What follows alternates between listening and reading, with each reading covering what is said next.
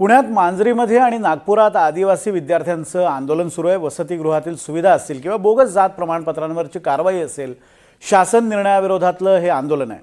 पुण्यातील छात्रों की गूंज या कार्यक्रमात निशा साबळे या विद्यार्थिनीने हा मुद्दा मांडला आणि त्यानंतर स्वतः राहुल गांधी आणि राष्ट्रवादीचे आमदार रोहित पवार या प्रश्नावर एकत्र येणार आहेत। दरम्यान आदिवासी विद्यार्थ्यांचे प्रश्न, त्यांच्या मागण्या काय आहेत आणि त्यावरून विरोधक नेमके कसे आक्रमक झालेत, आपण पाहूयात एक स्पेशल रिपोर्ट।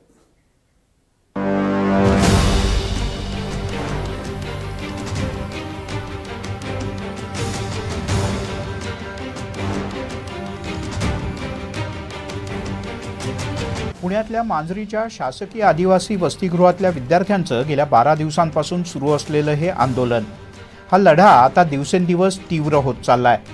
राहुल गांधी यांच्या पुण्यातील छात्रों की गूंज या कार्यक्रमात निशा साबळे या विद्यार्थिनीनं आपली व्यथा मांडली। त्यावर आंदोलनात मला बोलवा, मी येतो असा शब्द राहुल गांधी यांनी दिला। वैसे तो हमें ये एज की लिमिट है वो ही नहीं चाहिए, लेकिन ये सरकार है वो तो आपको भी पता है, लेकिन हम ये चाहते कम से कम ये 35 एज तक भी आ पाए, इसलिए मैंने ऐसे बोला। लेकिन हम मुझे आप वहाँ इनवाइट क्यों नहीं कर देते? हमने आप मुझे वहाँ बुला लो, यस, मैं भी आ जाऊंगा, बैठ जाऊंगा आपके साथ। आम्हाला आवडेल तुम्ही तिथं आलेले आणि आमच्या मुलांची देखील इच्छा आहे की तुम्ही तिथं या। आणि आता याच प्रश्नावरून राहुल गांधी आणि रोहित पवार एकत्रितपणे मैदानात उतरण्याची शक्यता निर्माण झाली आहे। काँग्रेसच्या शिबिरासाठी राहुल गांधी 2 सप्टेंबरला नाशिकच्या दौऱ्यावर आहेत। तेव्हा राहुल आणि रोहित मिळून आदिवासी विद्यार्थ्यांसाठी आंदोलन छेडण्याची शक्यता व्यक्त केली जाते। आदिवासी मुला-मुलींचा विषय या सरकारकडनं जर सुटला नाही तर नागपूरमध्ये पुढच्या महिन्यात नाही तर त्याच्या पुढच्या महिन्यात एक खूप मोठं आंदोलन आदिवासी विद्यार्थ्यांचं आम्ही घेऊ आणि त्या आंदोलनासाठी आम्ही राहुल गांधीजींना निमंत्रित करू आणि ते येतील असा आम्हाला विश्वास आहे। ते जेव्हा येतील, पुण्यात जेवढे बोर्ड लावले त्याचे 10 पट जास्त बोर्ड मी इथं लावतो, तेव्हा तुम्ही बघा। दुसरीकडे राहुल गांधी यांनी मुख्यमंत्री देवेंद्र फडणवीस यांना एक पत्र लिहिलंय। त्यात महाराष्ट्रातील आदिवासी विद्यार्थ्यांच्या प्रश्नाचा उल्लेख त्यांनी केलाय। फडणवीस यांनी स्वतः या विद्यार्थ्यांची भेट घेऊन तोडगा काढावा अशी मागणी सुद्धा राहुल गांधी यांनी केली आहे।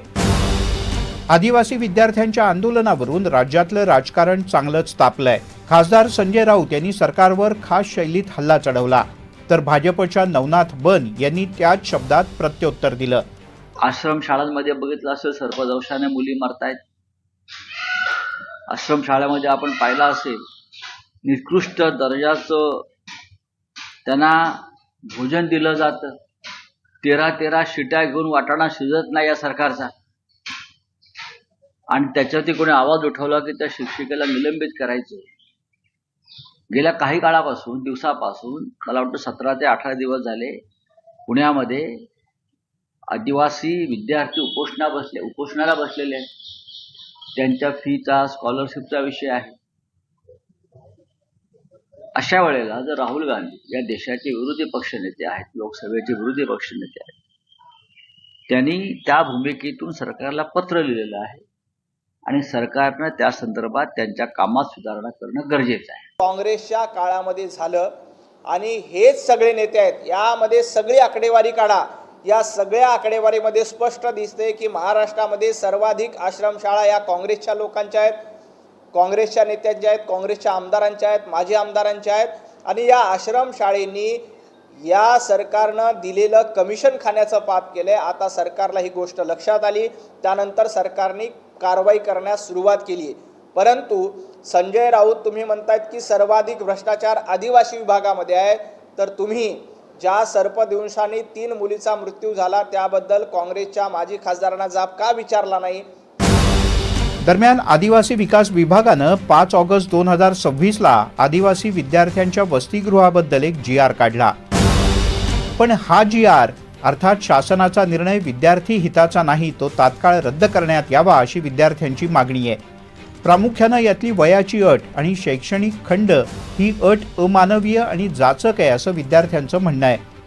गडचिरोलीतल्या आश्रमशाळेतील सर्पदंशानं मृत्युमुखी पडलेल्या विद्यार्थिनीच्या कुटुंबियांना 1 कोटी रुपये द्यावेत अशी मागणी केली जाते। भविष्यात अशा घटना टाळण्यासाठी आदिवासी वसतिगृह आणि आश्रमशाळेतल्या विद्यार्थ्यांचा 10 कोटी रुपयांचा विमा सरकारनं काढावा ही मागणी सुद्धा करण्यात येते. यातील वसतिगृहातील वयाबद्दलची अट रद्द केल्याची माहिती आदिवासी विकास मंत्री अशोक उईके यांनी दिली. वयाची अट जी आहे, वयोमर्यादा आहे, दिनांक 14 ऑगस्ट 2026चा शासन निर्णयाच्या अधीन राहून वयोमर्यादा 30 होती.